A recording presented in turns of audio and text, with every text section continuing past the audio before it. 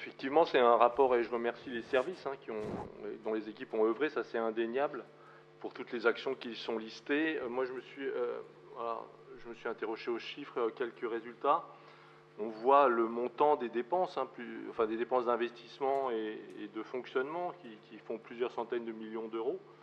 Donc c'est un montant intéressant. Ce qui serait aussi intéressant de regarder, c'est l'importance de ce montant, de le comparer à des villes de taille identique pour essayer aussi de se rendre compte si cet effort financier que nous faisons, il est à la hauteur de tous les enjeux qui nous attendent. Ça, c'était un premier point.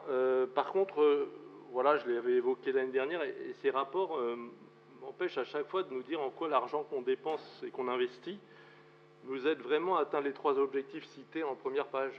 La réduction des gaz à effet de serre, des consommations d'énergie ou la multiplication des énergies renouvelables. C'est vrai, vous avez donné quelques éléments dans la présentation précédente. Vous dites d'ailleurs que des indicateurs sont au vert, mais il y a des éléments dans ce rapport qui ne m'aident pas à comprendre la trajectoire que vous annoncez. Je ne vois pas comment la vitalité de Comet nous aide là-dessus, ou parler de la T17 ou des étudiants de l'ESTP, je n'ai pas fait de lien. Et vraiment, je regrette qu'on n'arrive pas, sur ce sujet des chiffres et des indicateurs, à avoir cette logique de pilotage entre les objectifs qu'on se fixe, que j'ai cités tout à l'heure, et les résultats qu'on obtient.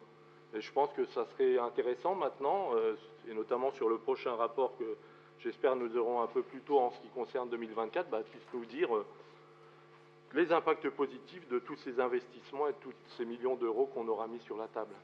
Je vous remercie.